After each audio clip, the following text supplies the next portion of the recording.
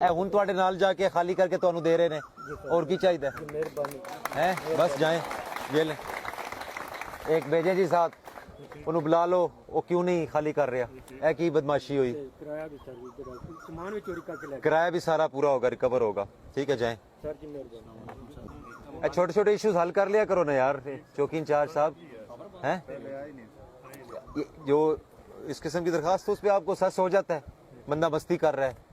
जो मालिक है उसको किराया नहीं दे रहा बैठा हुआ है